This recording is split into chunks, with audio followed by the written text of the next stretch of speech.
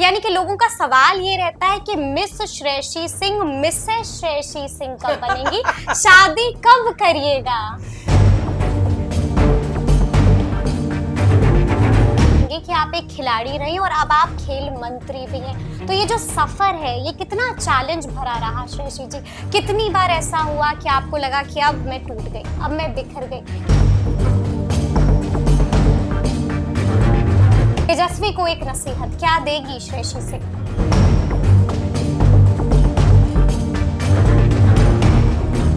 सम्राट चौधरी गृह मंत्री बन चुके हैं, तो अगर श्रेयसी सिंह को सम्राट चौधरी से कुछ मांगना होगा तो वो क्या होगा?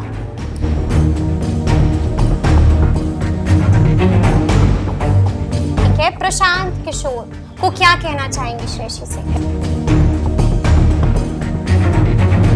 नमस्कार, हमारा नाम है समरीन और आपने देखना शुरू कर दिया है live cities. The youngest minister in the cabinet got the youngest department in the cabinet.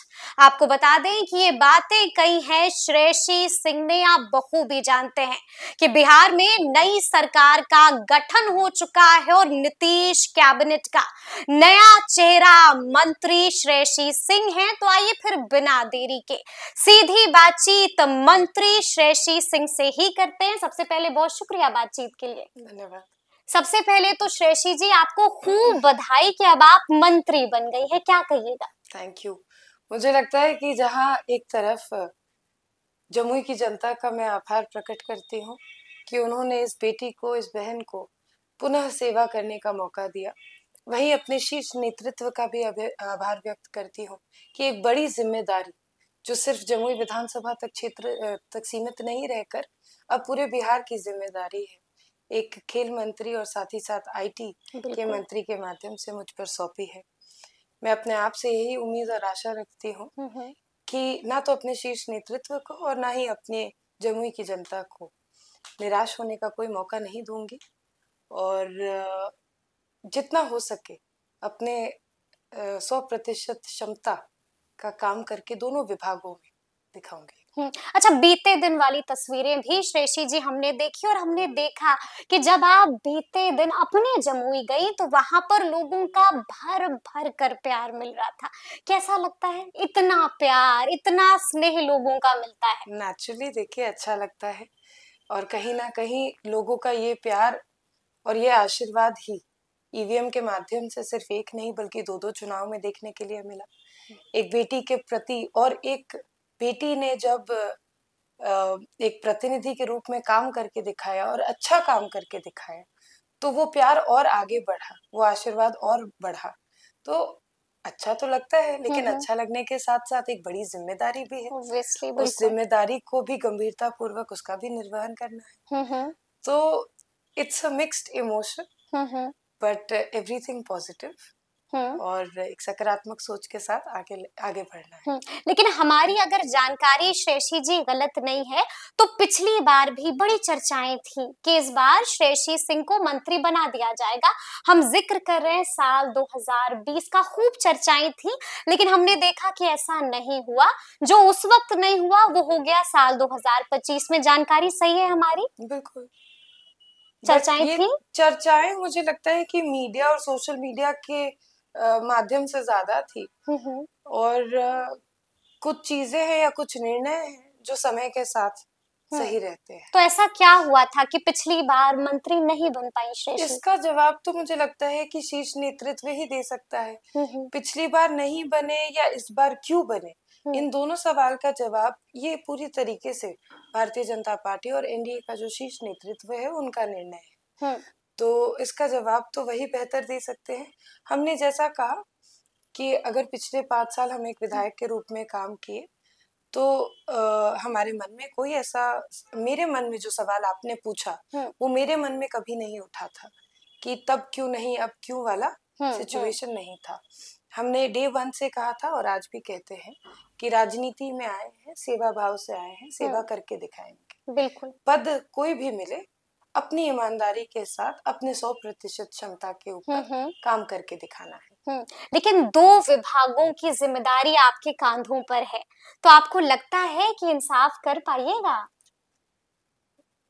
दो जिम्मेदारियों को हमने पहले भी निशानेबाजी के माध्यम से, एक विधायक के रूप में और एक निशानेबाज के रूप में, हाँ बिल्कुल, दोनों ही कामों पर में से किसी से के साथ भी अन्याय नहीं किया, बिल्कुल बखूबी निभाया। ओलंपिक गेम्स तक भी गए 2024 में, और 2025 का जब चुनाव आया तो जो पहला चुनाव हम 41,000 के रिकॉर्ड वोटों से जीते थे, अपना ही रिकॉर्ड पुनः तोड़कर 54,000 के रिकॉर्ड से पुनः निर्वाचित हुए। तो मुझे नहीं लगता कि जिम्मेदारी एक हो, दो हो या मल्टीपल हो, और ये कहीं ना कहीं मुझे लगता है कि एक महिला सशक्तिकरण का उदाहरण भी है। Women are better leaders for sure. Obviously they and are. we are better time manage we manage time better. तो कहीं ना कहीं वो जो एक महिला के ऊपर ये दो काम का भार दिया गया है, मुझे नहीं लगता कि किसी भी क्षेत्र के साथ कोई भी या किसी भी तरह का अन्याय होगा या किसी के ऊपर भी कम निगरानी रखी जाएगी। जैसा हमने कहा कि हम 101 और 200 की बात नहीं करते, 100% क्षमता के साथ पूरा अपनी जिम्मेदारी का निर्वहन करें। लेकिन हम आपको बता दें कि आपकी एक तस्वीर सोशल मीडिया पर जमकर वायरल हो रही है। हमने देखा कि जब आप पदभार ग्रहण करने गई तो आपने बाज़ाब्ते एक जर्सी पहनी हुई थी। तो जर्सी पहन करके श्रेयसी सिंह क्यों गई थी पदभार ग्रहण करने? तस्वीर सोशल मीडिया पर धड़ल्ले के साथ वायरल हो गई है।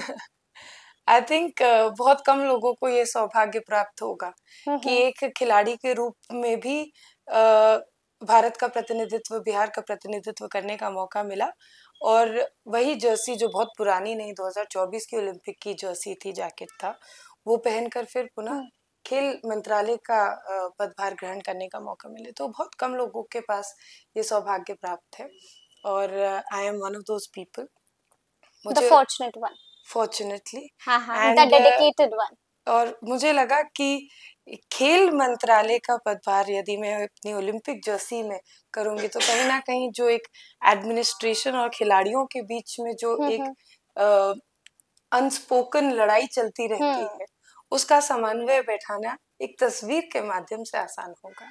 मतलब यही कारण था कि जर्सी में पदभार ग्रहण किया श्रेयसी जी ने। अच्छा, हम आपसे थोड़ा सा ये भी समझना चाहते हैं कि काफी महत्वपूर्ण विभाग है खेल विभाग, तो इसके लिए क्या सोचा है, कैसे बजेगा अपने बिहार का डंका बाहर में, कुछ सोचा है श्रेयसी जी ने? का खेल के माध्यम से बिहार का डंका भारतीय स्तर पर, राष्ट्रीय स्तर पर बजना शुरू हो गया है। इसका उदाहरण हमें 2025 में जो नेशनल गेम्स थे उत्तराखंड में जो आयोजित थे, मुझे लगता है सबसे बड़ा उदाहरण वहां से निकल के, या सबसे बड़ा उदाहरण वहां देखने के लिए मिला जब बिहार की जो टीम थी जो नेशनल गेम्स में रिप्रेजेंट करने गई थी, वो लोग 11 मेडल के साथ वापस लौटे। तो जहां बिहार के खिलाड़ी जब नेशनल गेम्स में जाते थे और एक भी पदक नहीं जीत कर आते थे, वहां 11 पदक एक साथ जीतकर घर वापस लौटे। साथ ही साथ जब हम खेलो इंडिया गेम्स में गए तो सेम सिचुएशन रहती थी पहले के बिहार में, लेकिन आज के बिहार का जो दल था वो 36 मेडल के साथ घर वापस लौटा। पहले जहां खेल और खिलाड़ियों को सम्मान नहीं मिलता था, बिल्कुल, आज वहीं करोड़ों की योजना से खिलाड़ियों का सम्मान भी हो रहा है, प्रोत्साहन राशि भी मिल रही है, और आगे प्रशिक्षण करने के लिए स्पॉन्सरशिप और स्कॉलरशिप का भी इंतजाम किया गया है। तो बहुत से ऐसे खिलाड़ी हैं जो बिहार के हैं और अब बिहार के लिए खेल रहे हैं और उनको सही सम्मान भी मिल रहा है। तो जो डंका बजने की बात है वो तो मुझे लगता है कि एक तरह से शुरू हो गया है जी। लेकिन हाँ, अभी भी जो व्यवस्था है उसको सुधारने का काम करना है। असीम संभावनाएं असीम इसलिए है क्योंकि जो ओलंपिक स्पोर्ट्स का जो इंफ्रास्ट्रक्चर है जो अन्य राज्यों में बन चुका है, उसको अभी और आगे बढ़ावा देना है। देखिए, Bihar is one of the few states in India और may be one of the only states in India that has a sports university जो राजगीर में स्थित है। जी। लेकिन अभी और भी ऐसे ओलंपिक स्पोर्ट्स हैं जिनका इंफ्रास्ट्रक्चर नहीं बना है, जैसे हमारा खुद का खेल है, शॉटगन की रेंज नहीं बनी है। तो इसी तरह से और ऐसे Commonwealth games, Asian games, Olympic games के इवेंट्स है जिनका इंफ्रास्ट्रक्चर बिहार में लाना है। सिर्फ इंफ्रास्ट्रक्चर बना देना ही काम करना नहीं होता है। इंफ्रास्ट्रक्चर बनाकर सुचारू रूप से वहाँ पे प्रतिभाशाली बच्चे प्रशिक्षण ले, वहाँ पे अच्छे कोचेस हो, कोचेस के साथ साथ जो स्पोर्ट्स साइंस का सेक्शन है जिसमें sports nutrition, sports recovery, sports physiotherapy, ये सब विभाग आते हैं, उनका भी वहाँ पर उनकी भी ट्रेनिंग दी जाए या उनका भी लाभ वहाँ के खिलाड़ियों को मिले। इन सभी चीज को व्यवस्थित करना है। तो बहुत सा काम करना है। टैलेंट स्काउट है, पंचायत लेवल पे युवाओं को क्लब, स्पोर्ट्स क्लब के माध्यम से जोड़ना है। पंचायत लेवल पर भी, पंचायत लेवल पे, तभी तो ग्रास रूट्स से प्रतिभाशाली लोग निकल कर आएंगे, बच्चे निकल कर आएंगे। और खेल का मतलब या खेल सिर्फ ओलंपिक गेम्स तक पहुंचने का माध्यम नहीं है। आज एक बहुत बड़ी मुहिम माननीय प्रधानमंत्री जी द्वारा चलाई जा रही है, जो फिट इंडिया मूवमेंट, राइट। और उस फिट इंडिया मूवमेंट के लिए ऐसे खेलों को भी आगे बढ़ाना है जो कि रिक्रिएशनली लोग खेल सके, फिटनेस के लिए खेले या रिक्रिएशन जिस शब्द का हमने इस्तेमाल किया उसके लिए खेले, उसका भी इंफ्रास्ट्रक्चर डेवलप करना है। पटना में काफी हद तक है, लेकिन पटना से हटकर अलग अलग शहर जो हैं, जो टियर 2 सिटीज हैं, उनमें भी डेवलप होना चाहिए। देखिए, आप खुद एक महिला है, महिलाओं के लिए क्या सोचा है श्रेयसी ने? मतलब इस विभाग में आगे आगे महिलाओं के लिए क्या कुछ खास देखिए, खेल तो एक ऐसा विभाग है जिसमें खेल और आईटी दोनों की बात करते हैं। दोनों ही ऐसा विभाग है जिसमें महिला और पुरुष का कोई अंतर नहीं होता है। लेकिन हाँ, एक महिला है, महिला को जिस तरह से एक सामाजिक लड़ाई हमें लड़नी पड़ती है, मुझे लगता है कि एक खिलाड़ी के रूप में, एक नेत्री के रूप में हम भी लड़ रहे हैं और एक जर्नलिस्ट के रूप में आप भी लड़ती होंगी। आमतौर पर रोजमर्रा की जो जिंदगी होती है उसमें महिलाओं के सामने जो चुनौती होती है वो सामाजिक रूप से ज्यादा आती है। और उस लड़ाई को आप भी लड़ती हैं, हम भी लड़ते हैं, अन्य सभी महिलाएं लड़ रही हैं जो घर से बाहर निकलकर काम कर रही हैं। और उस लड़ाई का साथ आप जैसे अपने फील्ड में महिला की क्या चुनौती होती है वो समझ सकती हैं, ठीक उसी तरह हम भी मेरे फील्ड में, चाहे वो खेल हो या राजनीति हो, महिला के सामने क्या चुनौती आती है उसको बेहतर समझ सकते हैं।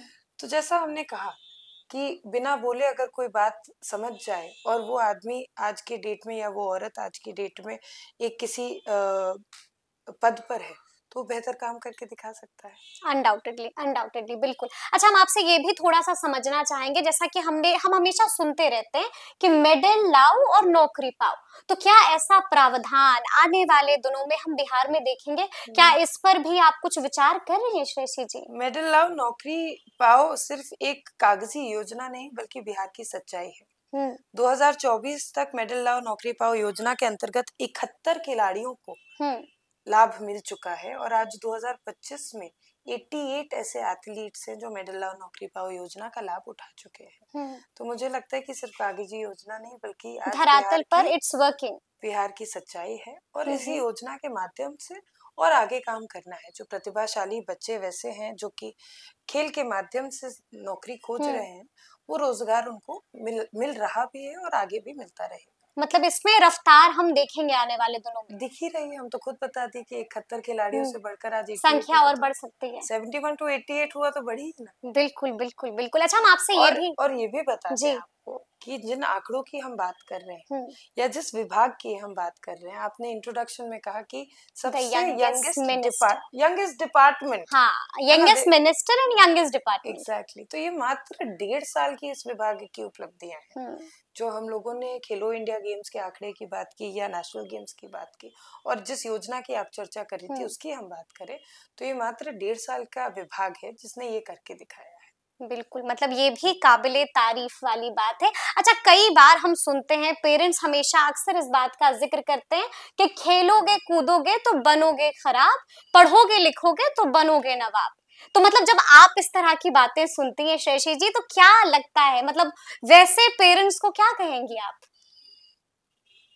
आई थिंक इसको थोड़ा सा चेंज करके, मतलब you don't agree with this? Of course not. अगर हम ऐसी बातों से अग्री करेंगे तो मुझे लगता है कि कहीं ना कहीं हम अपने एक खिलाड़ी होने के नाते खेल से जो या खेल प्रेमी जो है उनके साथ नाइंसाफी करेंगे। तो definitely I don't agree with this.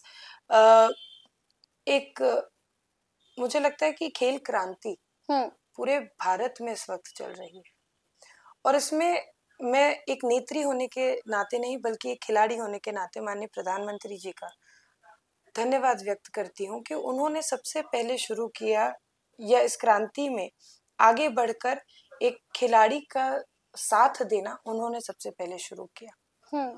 जब हम लोग कॉमनवेल्थ गेम्स खेलने जा रहे थे तब प्रधानमंत्री जी से बात करना, वहां से जीत कर आए, हार के आए, पूरी दल प्रधानमंत्री जी से मिलने गए। उसी तरीके से हर वक्त खिलाड़ियों का मनोबल ऊंचा करने के लिए अब स्वयं अगर शीर्ष नेतृत्व पे प्रधानमंत्री जी ये काम करे तो आप समझिए कि उसका रिपल इफेक्ट कितना होता है। बिल्कुल। सब लोग एकदम से जागरूक हो जाते हैं, सब लोग एकदम से उनका जिस तरह से एक ट्रेंड सेटिंग उन्होंने किया उस ट्रेंड के साथ चलने लगते हैं। तो जब उन्होंने ये करना शुरू किया तो खिलाड़ियों का खेल संघ का, खिलाड़ियों का, खेल प्रेमियों का मनोबल ऊंचा उठा। बिल्कुल बिल्कुल बिल्कुल। राइट। और ये जो आपने जिस जिस फ्रेज को कहा, पेरेंट्स अक्सर ये बातें उस अपने बच्चों को कहते हैं। बदल के हम लोग तो कहते हैं पढ़ोगे लिखोगे बनोगे नवाब, हाँ। खेलोगे कूदोगे बनोगे सहवाग। क्या तो बात आज है। खेल की दुनिया के माध्यम से हाँ। बहुत से ऐसे चर्चित नाम हैं जो सिर्फ राष्ट्रीय नहीं बल्कि अंतर्राष्ट्रीय जगत में भारत का नाम ऊंचा किया है। सहवाग आपको बहुत पसंद है? फेवरेट प्लेयर आपके सहवागी है? ऐसे कोई फेवरेटिज्म की बात नहीं है, हर नहीं, खिलाड़ी स्टिल का मतलब अपना एक सवाल आया मन में। हर खिलाड़ी का अपना संघर्ष होता है, बेहतरीन खिलाड़ी रहे हैं उसमें कोई दो मत नहीं है। और बट हैविंग सेड दैट, जो खेल का स्तर जिस तरह से भारत में ऊपर गया है, अनेकों खिलाड़ियों ने, अनेकों संघर्षशाली खिलाड़ियों ने मिलकर इसके लिए काम किया, तब जाकर आज हम इस मुकाम पे पहुंचे हैं। और आज ये सोच को बदलना जरूरी है, और माता पिता से या घर परिवार समाज के जितने भी लोग हैं उनसे हम यही अनुरोध करेंगे कि खेल में यदि कोई बच्चा प्रतिभा है उसमें, उसको आगे बढ़ने दें, उसको रोके नहीं। आज सिर्फ बिहार में नहीं बल्कि पूरे भारत में अनेकों ऐसी अपॉर्चुनिटीज हैं, चाहे वो सरकारी विभाग की हो, रेलवेज की हो, एयर इंडिया की हो, अनेकों ऐसी जगह है जहाँ पर खिलाड़ियों को नौकरी भी मिलती है। ये सोच इसीलिए आगे आई क्योंकि खिलाड़ी सिर्फ एक सीमित समय तक, उम्र तक खेल सकता है, उसके बाद वो कैसे खाएगा, कमाएगा, जिएगा, ये बहुत बड़ा विषय था। लेकिन आज इतनी सारी नीतियां, योजनाएं बनी हैं, इतनी अच्छी जॉब अपॉर्चुनिटीज हैं जो प्राइवेट हो या गवर्नमेंट हो, लेकिन अवेलेबल है और स्पोर्ट्स फील्ड में अवेलेबल है। तो आज की डेट में ये सोच को बदलना, हमें और आपको जागरूक रहकर इस सोच को बदलना है। आपसे ये भी समझना चाहेंगे कि आप एक खिलाड़ी रही और अब आप खेल मंत्री भी हैं, तो ये जो सफर है ये कितना चैलेंज भरा रहा श्रेयसी जी? कितनी बार ऐसा हुआ कि आपको लगा कि अब मैं टूट गई, अब मैं बिखर गई? क्योंकि चुनौतियां तो आई होंगी, जाहिर सी बात है, जिंदगी है। तो कभी लगा ऐसा कि टूट गई, बिखर गई? नहीं, निश्चित रूप से एक खिलाड़ी का जीवन ही उतार चढ़ाव से घिरा रहता है, और खिलाड़ी एक सच्चा वही होता है जो हार कर जीतना जानता है। बिल्कुल। और चुनौती जो भी हो, बड़ी हो या छोटी हो, मुझे लगता है कि अगर दृढ़ निश्चय और संकल्प के साथ कोई भी लक्ष्य को रखा जाए, उसके प्रति समर्पण के साथ काम किया जाए, तो चुनौती कोई भी आएगी, वो खिलाड़ी हो या जीवन में कोई भी क्षेत्र हो, वो लड़खड़ाएगा जरूर, मनोबल टूटेगा जरूर, लेकिन एक नए दिन के साथ, एक नई ऊर्जा के साथ, सूर्य की किरण के साथ आप पुनः उस लड़ाई के लिए तैयार होते हैं, और जिस तरह से काम करना चाहिए उस तरह से काम करने पर आपको भरोसा रखना चाहिए। लेकिन जब आपने कहा कि मनोबल टूटता है, और तब आप जब हारते हैं और उसके बाद जब आप उठते हैं तब आप जरूर जीत जाते हैं, तो कोई ऐसा इंसिडेंट है जो आप हमारे साथ शेयर करना चाहें, क्योंकि वो काफी इंस्पायरिंग होगा लोगों के लिए। बहुत से ऐसी इंसिडेंट्स है, बहुत से ऐसी इंसिडेंट है, बट मुझे लगता है कि अगर किसी एक इंसिडेंट नहीं तो अगर लंबा संघर्ष के बारे में बात करें, 2010 में राष्ट्रमंडल खेल पहली बार भारत में आयोजित किए गए थे, और अक्टूबर के महीना था 2010 में। हम पहले वैसे खिलाड़ी बने महिला की स्पर्धा में जिसने कॉमनवेल्थ शूटिंग चैंपियनशिप्स में रजत पदक जीता। उससे पहले का अपना अलग संघर्ष था। कॉमनवेल्थ गेम्स के टीम में अभी सिलेक्शन होना बाकी था। 2010 के जून के महीने में हमारे पिताजी गुजर गए। एक ऐसा सहारा चला गया जो कि मुझे लगता है कि एक बेटी का अपने पिता को खोने से बड़ा दुख जिंदगी में कुछ नहीं हो सकता। और पिताजी से जो मेरी बात उनसे आखिरी हुई थी वो उन्होंने यही जताया था, कहा था कि राष्ट्रमंडल खेलों में अच्छा प्रदर्शन करके दिखाना है श्रेयसी। आज तक कोई भी भारतीय महिला इस पदक को या मुकाम को नहीं हासिल की है और तुम्हें ये करके दिखाना है, तो अपनी तैयारी अच्छी करना। 2010 में जब कॉमनवेल्थ गेम्स हुए तो हमको लगता है कि हम चौथे या पांचवें स्थान पर रह गए थे और अनफॉर्चुनेटली मेडल नहीं आया। 4 साल हमने संघर्ष किया, लड़ाई लड़ी अपने पिता के उस सपने को पूरा करने के लिए। मौका तो एक ही है, राष्ट्रमंडल खेल तो 4 साल में एक बार होते हैं। और जब 2014 में पहुंचे तब आप ऐसा समझ लीजिए कि एक खिलाड़ी के जीवन में जितना भी समय, चाहे सोते या उठते, जितना भी समय हमारा था वो पूरी तरीके से डेडिकेटेड था सिर्फ और सिर्फ निशानेबाजी के लिए। यानी कि अगर हम आराम भी करते थे रात को 7 घंटे अगर हम आराम भी करते थे तो हम 7 घंटे इसलिए आराम करते थे क्योंकि हमको 2014 में राष्ट्रमंडल खेलों का पदक जीतना है, अपने पिताजी का सपना पूरा करना है। अगर हम खाते भी थे तो हम यही सोच के खाते थे कि हमको 2014 में राष्ट्रमंडल खेलों में पदक जीतना है। तो वो लक्ष्य और वो दृढ़ निश्चय की हम बात कर रहे हैं। अगर हम किसी के बर्थडे पार्टी में जाते थे तो वही सोच के जाते थे, नहीं जाते थे तो भी वही सोच के नहीं जाते थे। तो इस तरह से कंटिन्यूअसली एक लक्ष्य को लेकर हम आगे बढ़े। 2014 में हम रजत पदक जीते, तो रजत पदक भी पहला पदक था जो भारतीय महिला ने जीता था। अपने आप में एक वो मुकाम था, लेकिन वो बहुत ही शॉर्ट लिव्ड था। एक महीने के भीतर, एक महीने क्या, तो मुझे लगता है सप्ताह 10 दिन के अंदर ही ये एहसास होने लगा कि सपना देखा था और वादा किया था तो रजत का तो किया नहीं था। कौन देखता है कि रजत पदक जीतेंगे, सब लोग स्वर्ण का सपना देखते हैं। वहां से फिर 4 साल और सिर्फ उस सिल्वर को गोल्ड करने का संघर्ष शुरू हुआ। तो आप समझ सकती है कि किस 8 साल का जो पीरियड था 2010 से लेके 2018 तक, वो क्या मेहनत रही होगी हर उस स्टेज पर अपने प्रदर्शन को बेहतर करके उस मुकाम को हासिल करने के लिए। और बहुत सी ऐसी संघर्ष जो आते हैं, कई बार यानी कि ऐसे बनी आप गोल्डन गर्ल। मनोबल टूटता है, कई बार कुछ जीत जाते हैं। और एक खिलाड़ी मुझे लगता है कि अपनी जिंदगी में जितना जीतता है उससे कई ज्यादा हारता है। आपने कई खिलाड़ियों को ये कहते हुए सुना होगा, तो हमारे साथ भी वही सच्चाई थी। लेकिन हर कंपटीशन से हारना, चलिए आप हार जाइए, कोई बड़ी बात नहीं है, लेकिन क्या आप उस कंपटीशन से सीखे तो वो आपके लिए अपने आप में एक जीत रहती है। अच्छा, एक और सवाल है, क्योंकि उसके बाद हम एक रैपिड फायर आपके साथ खेलेंगे, लेकिन उससे पहले एक छोटा सा सवाल है, क्योंकि लगातार जब हम आपके वीडियोस देख रहे हैं श्रेयसी जी, तो इन दिनों हम जब कमेंट पढ़ते हैं आपका, तो उसमें हम देखते हैं कि लोग कह रहे हैं कि खिलाड़ी आप हैं, विधायक आप बन चुकी हैं, मंत्री आप बन गई हैं। यानी कि लोगों का सवाल ये रहता है कि मिस श्रेयसी सिंह, मिसेस श्रेयसी सिंह कब बनेंगी, शादी कब करिएगा? I think I'm just waiting for the right man to come along. और कौन होगा वो राइट मैन, मतलब कैसा होगा आपका वो राइट मैन? अब ये तो हमको नहीं लगता कि हम शब्दों में बयां कर सकते हैं। जब परिस्थिति बनती है तो अपने आप से ही लोग साथ आ जाते हैं, सही रिश्ते बन जाते हैं, जुड़ जाते हैं।